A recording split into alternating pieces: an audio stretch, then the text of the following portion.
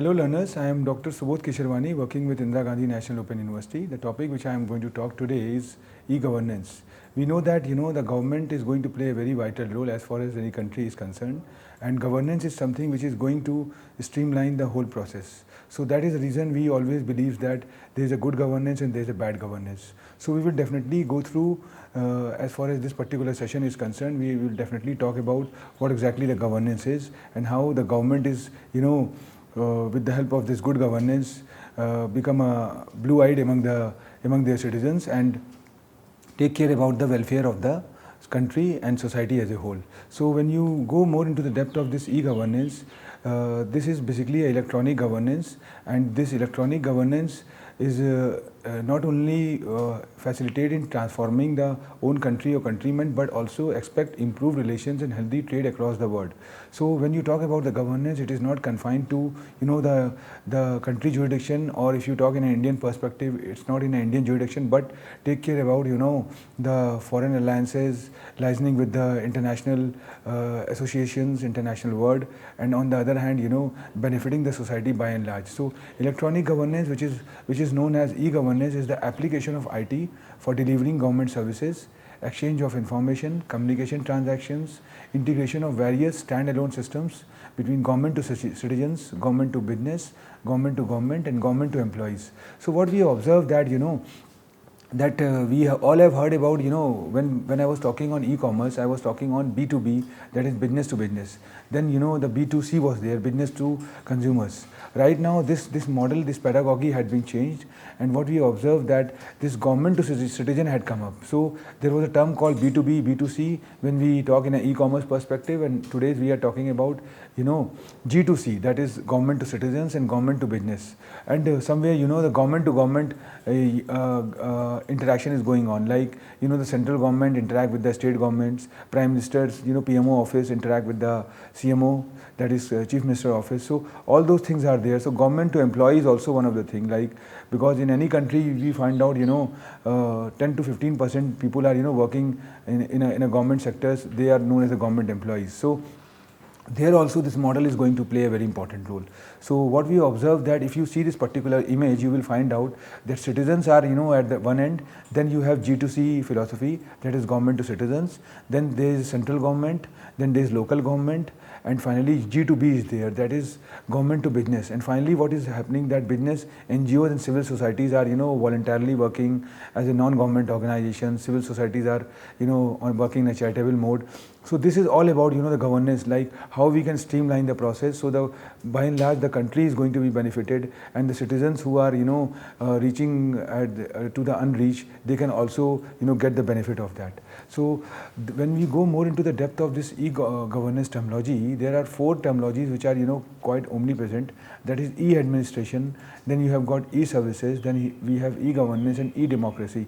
If you go more into the depth of this e-administration, the use of ICT to modernize the state, the creation of data repositories for MIS, computerization of record, because what is going on, we all have moved from brick and mortar system to click and mortar systems, and there was a time when we were just confined to certain things, and there were certain sectors, certain segments which were open for this electronic transactions or thing. But right now across the board you find out, either you talk about the administration, or you talk about the governance, or you talk about the learning, or you talk about the commerce is already changing with the change of time. So where all of they have a great impact. And the biggest example like the Aadhaar card, we have seen that how the DBT model is going up, like direct bank transfer, and Manrega scheme is there, where money is not directly going into the bank accounts of the beneficiaries. So this is all the beauty of the e-governance. And if you talk about the e-services, the emphasis here is to bring the state closer to the citizens. Examples include provision of online services, and e-administration and e-services together constitute what is generally termed as e-government.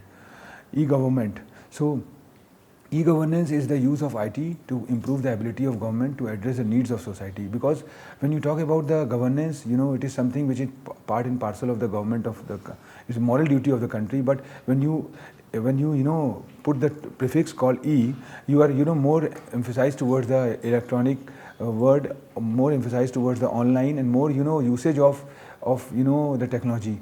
So it includes the publishing of policy program. So more or less it's more like the paperless kind of thing, where it can take care of many things, like electronic payment system is there, electronic fund transfer is there.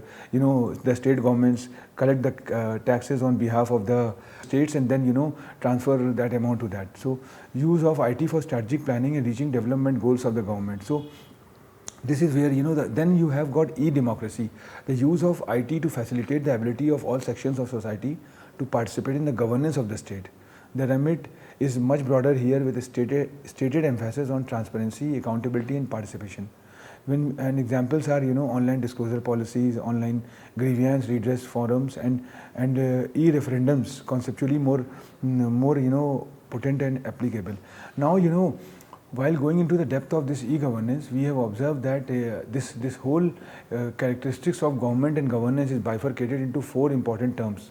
One is called government, then we have got governance, then we have got e-government, and then we have got e-governance. So what we observe that there in the beginning stage, the government is there, then government with the help of the good governance mobilize the things, and then take the help of the technology, which usually called the e-government, and then e-governance is there. So if you go more into the depth of government, you will find out there is superstructure, decisions, rules, roles, and implementations, and outputs are there. Because when the government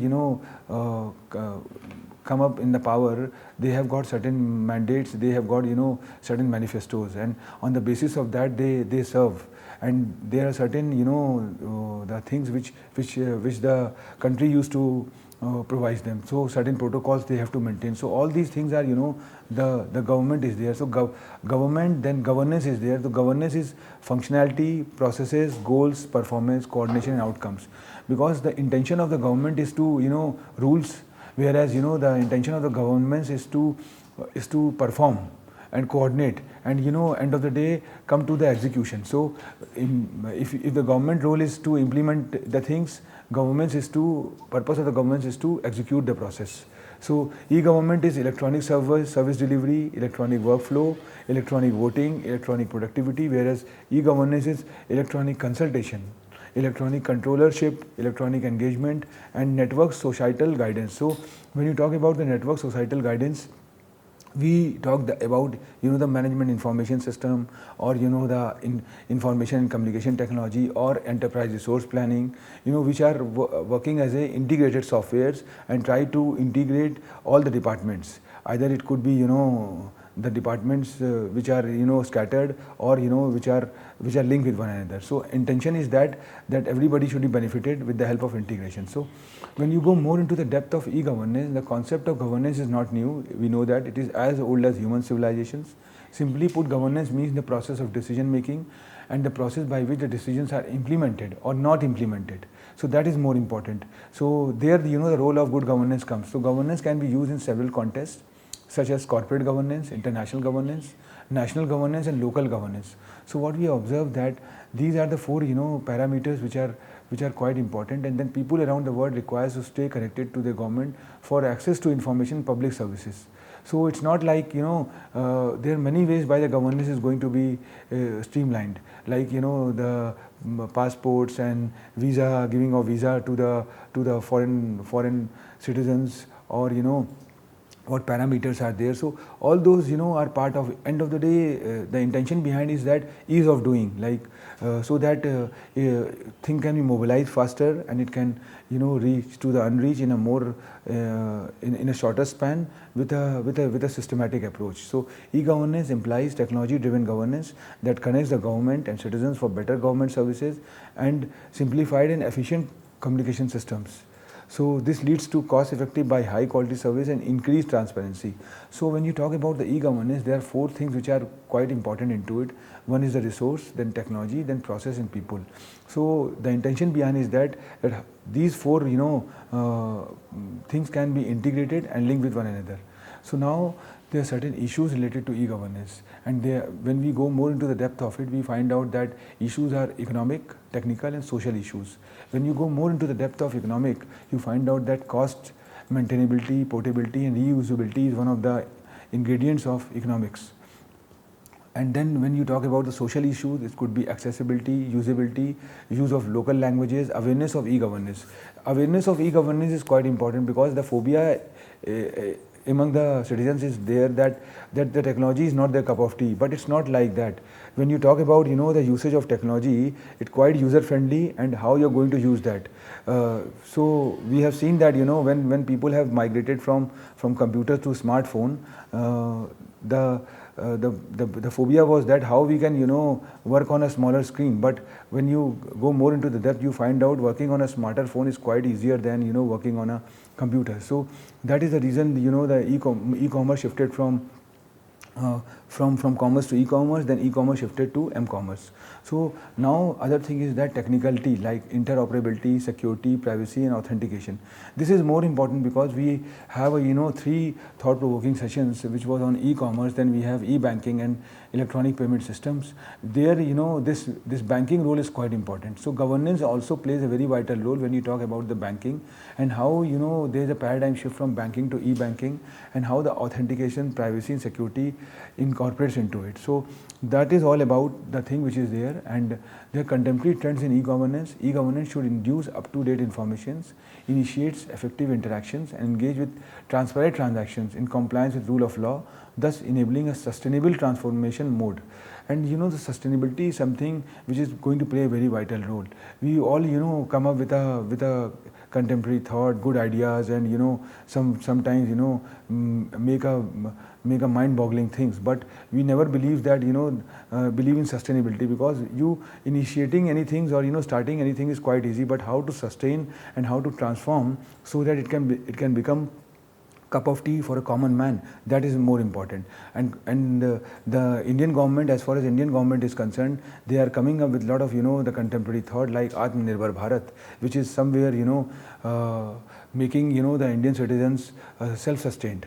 So this is the philosophy behind that if you are self-sustained, you can very easily transform the things, and you can do the things by your own. There is no need to take a help of the gamut of functionaries or the people who are in that governance. So that is the way. So intention behind is that the charity begins at home, and we can start the process by which the thing can go on. So this public-private partnership-based e-governance projects are hugely successful in India, and many countries implement e-governance policy in attempt to build a corruption-free government, because the corruption is something which is a very serious issue as any government is concerned. So and how you are going to regulate, how you are going to monitor, and how you are going to make the system transparent, so that the country by and large is going to be benefited, and on the other hand citizens are not going to face certain things by what the corruption used to explode. So if you go more into the depth of this e-governance, you find out there is external strategic objectives, and then you have got internal strategic objectives. The external objectives of e-government is to satisfactorily fulfill the public needs and expectations on the front office side by simplifying their interactions with various online services, and then there is an effective interaction with the public. So and if you talk about the internal strategic objectives, it is more like government websites on the internet, political, social, economic and technological aspects determine e-governance, and the back office activity, how the back office activity is going to be regulate and interlinked, and the objectives of e-government in government operations to facilitate a speedy, transparent, accountable, efficient and an effective process for performing government administration. So this is, and what is the difference between, I have talked the term called, governance and government. There are certain difference. What the most formal is a government and the body whose sole responsibility and authority is to make binding decisions in a given geopolitical systems. So this is government, and governance is the way rules, norms and actions are structured. So e-government uses one-way communication protocol, whereas e-governance uses two-way communication protocol. So it is, the intention behind is that the government impose certain policies, and with the help of governments we get the follow-ups, how it is going to be executed and implemented. So when you talk about the governance, it should be more powerful and need to be good governance. So e-participation is hence closely related to e-government and e-governance. Then it also emerges as the need to distinguish between the roles of citizens and customers has become more pressing. So from government to e-governance, we have observed that transformation through e-participation, e-government policy can be insular with policy outcomes delivered in a top-down manner, If you see this particular image, you find out there is social media, transparency in public trust. Then you have policy making, public trust. So issues that are popular in social media can directly affect government policy making and government accountability. So accountability is something which is a part and parcel of e-governance. And then there is a good governance, because the intention behind any government is to facilitate the things and work on the ease of doing policy. So good governance always believes that, as we have seen, that governance is the process of decision making and the process by which decisions are implemented. So governance can be used in several contexts, such as corporate governance, international governance. And when you talk about the good governance, is an approach to government that is committed to creating a system founded in justice and peace that protects individual human rights and civil liberties. Individual human right is quite important, and on the basis of that, United Nations, which are pioneer in this and have worked on the 8-factor model, which believes that good governance is measured by these 8 factors and emphasize on participation, rule of law, transparency, responsiveness, consensus oriented, equity and inclusiveness, effectiveness and efficiency, and accountability. So if you go more into this 8 law is talks about the if you talk about the participation, it requires that all groups, particularly those most vulnerable, have direct or representative access to the systems of government. This manifests as a strong civil society and citizens with the freedom of association and expression. Now the rule of law is exemplified by impartial legal systems that protect the human rights and civil liberties of all citizens, particularly minorities. This is indicated by an independent judicial branch and police force free from corruption. So rule of law is there. Then transparency means the citizen understand have access to the means and manner in which decisions are made, especially if they are directly affected by such decisions. This information must be provided in an understandable and accessible format, typically translated through the media.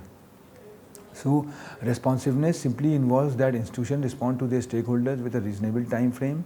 Consensus oriented is demonstrated by an agenda that seeks to mediate between the many different needs. Whereas equity and inclusiveness depends on ensuring that all the members of a community feel included and empowered to improve or maintain their well-being, especially those individuals and groups that are most vulnerable. On the other hand, effectiveness and efficiency is developed through the sustainable use of resources. We have already talked about that sustainability is quite important. The governments of any country come up with massive amount of projects, and out of that only 10%, 15% get in the final shape or get the success. So sustainability is quite important, and sustainability refers to both ensuring social investment carry through and natural resources are maintained for future generations. That is more important. So accountability refers to institutions being ultimately accountable to the people and one another. This includes government agencies, civil society and the private sector are all being accountable to one another as well. So this governance is not confined to the people who are in urban areas, but the people for the rural areas where the things are required in a more systematic manner. So in there what we observe that there is a Jila Parishad fund monitoring system, then you have got Gavdhan Jan Bandi project, then you have got village book, and lot of mobile apps are there, geographical information systems are there, liability registers are there. So what all these things are going, it is going to make people aware who are in the rural areas, because when you compare with the urban people with the rural people, urban people are more techno savvy, whereas rural people are not so much techno savvy. But somewhere the technology is with them, the smartphone have reached to them also, and the learning is going on. So this hybrid learning and learning through videos, learning through documentaries is definitely going to add a feather in a cap. So there are certain e-governance models, and when you talk about the project assessment of scalability, e-service development, interoperability standards, we have seen that this whole cost and time project is bifurcated into 4 phases. Phase 1 talks about information, phase 2 talks about interactions, phase 3 talks about transactions, and phase 4 talks about transformation. So it starts with the information, and finally we can transform based on the customization, based on the approach. So government to employee is something which is quite important, because any project can be like, if the good governance is there, end of the day the employee who are associated with the government is one of the important pillars, one of the important ingredients. So the 4 main primary interactions and delivery mode of e-governance, it is a relationship between online tools, sources, and it can help employees to maintain the communication with the government with their own companies. So e-governance relationship with employees allows new learning technology in one simple place as the computers. Now you have observed that G2E services are also there, which talks more about the e-payroll, e-benefits, e-training, e-learning, and maintaining records of personal information. So we have observed that that e-benefit is able to look up what benefits an employee is receiving and what benefits they have a right to. And when you talk about training, because grooming is quite important, if you are not going to train the people and if you're not going to train your employees, ultimately they are not, because the way technology is changing, we have moved from the simple ICT or the internet to the latest trend like artificial intelligence, blockchain technology, or machine learning or deep learning. So what we observed that this had given a change in the training process also, and learning is also going to be changed, because there was a time when learning was purely on text based, but right now what we observe that it is purely visual, animation and video based. So it usually a computer based learning tool need to be imbibed, and also a way for employees to learn at their own pace, because the way the things had been changed, the lockdown had come up, the pandemic stage had come up, people are not coming out from their home. So the distance learning model need to be developed, where they can learn from their place at their doorstep. So this is called the learning 4.0, and what they exactly want to do. So a lot of the current trends, the current technology is coming up, and they can able to do that. So it allows the system to keep all the records in one easy location to update. So this maintaining records of personal information also going to play a very vital role. And if you talk about India's digital identity infrastructure, the government has initiated a lot of projects like Manrega is there, which is for the common people, and then you have got Unique Identification Authority of India, which is coming up with a product called Aadhaar. So the aim of the UID is to provide a real-time service for verifying the identity of any Indian residents through biometrics and demographic informations.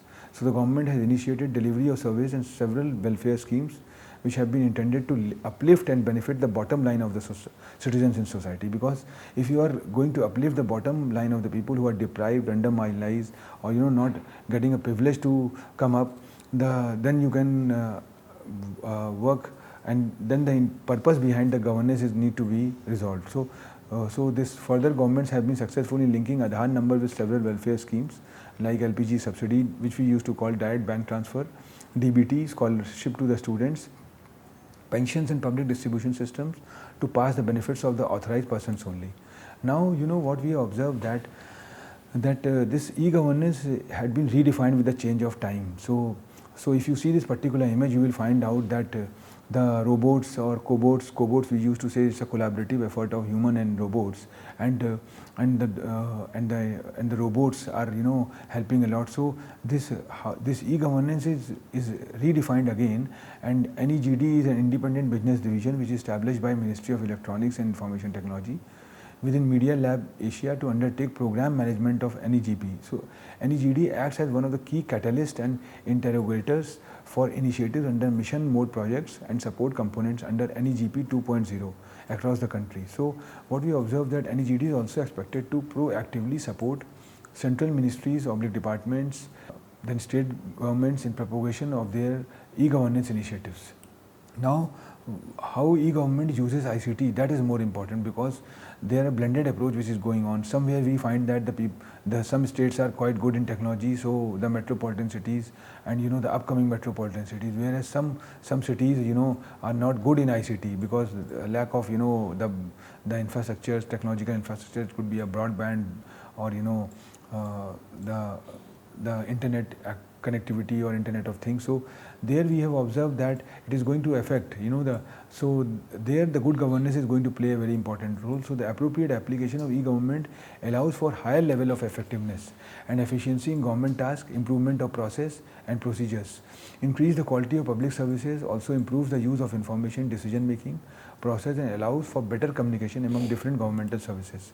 So it's not like that the underdeveloped countries or the small countries or the countries who are in a good position like established countries are following the governance. If you talk about, every country develops certain pedagogy, certain approaches, and with their own effort and pace they do the things. But the challenge comes how they are going to be executed and how they are going to sustain certain projects, because when you start any projects, when you develop any infrastructures, it requires cost, and if you shut down that projects, it's the waste of the public money. So the government needs to be quite serious into it, and they whatever the initiatives they used to take, whatever they can forecast in a more systematic manner, so that finally when they execute the project, it could achieve the final end.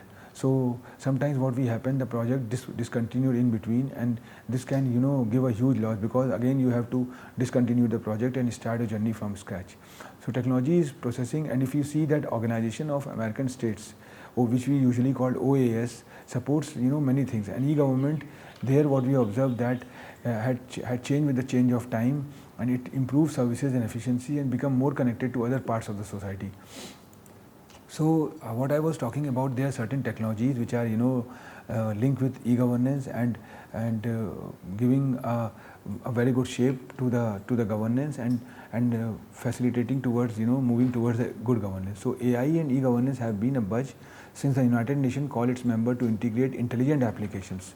So when you talk about the intelligent application, there is a use of the machine learning or artificial intelligence, and the UN aims at implementing e-governance to help developing and underdeveloped countries in saving the cost and time of the government, as it can be better economic growth driving factor, because what we observe that it can somewhat reduce the file process. So AI and its subdomain technologies have the potential to ameliorate the several existing structural inefficiencies to offer satisfied government functionaries. And when we go more into the depth of AI and deep learning, it can prove to be very helpful in detecting duplication under various e-government services, which help in government to save a lot of money, because when the technology enters, it can make the thing paperless, and transaction could be more electronic mode, and save of money, other things. Now what we observe that there are some new technologies coming up, like the blockchain technology. These blockchain technologies are something which was started by Satoshi Nakamoto almost a decade or 2 decades back, and the intention was very clear to regulate the virtual currencies, which is known as the bitcoins or Ethereum, or some of the the social networking players. If you talk about the Facebook and all, they are coming up with their product called Libra. So but now the blockchain had come up one step ahead, and they are serving a lot to the institutions, to the government institutions, to the governments, to the banking industry. And there we observe that it had massively helped the governance in a big manner. Either it could be talking about the bills and payments, or welfare distribution schemes, or digitalized IDs, or healthcare, cyber protection, security and safety, taxation, and legal enforcement. So what we observe that across the board, you find out this blockchain technology is helping. So this is something which, because it is something which can link, and the data is linked with the clouds, and with the help of this cloud and other things, very easily one can able to work on a real time manner. So this real time approach is quite contemporary, because it can, so somebody like the best example is that if somebody had a citizen of a country of, say, they have taken Aadhaar card, so how they are going to if they are going to make certain amendments in the Aadhaar card, so on a real time basis it can be uploaded on the server, and it can be done at that juncture only. So if you talk about the legislation records, in there also this ledger technology is there. So in legislation records, in healthcare, governments can improve healthcare services by utilizing distributed ledgers. So welfare schemes are there, taxation schemes are there. So wherever there's chances of the corruption, the malpractices, this blockchain technology had played a very vital role and involved into it. So I think we have talked a lot about governance, and we know that how the things are going to be changed with the help of governance. And when the governance has taken a shape of a good governance, it can do the ease of doing. So ease of doing is a guru mantra behind the policy of any country, and this is definitely going to strengthen the country policies and process. And we hope that this session can somewhere helpful to the learners as far as e-governance is concerned. And we have one more session related to e-governance, which revolves in the Indian perspective scenario, which purely talks about what the government of this country had made and developed. Thank you very much.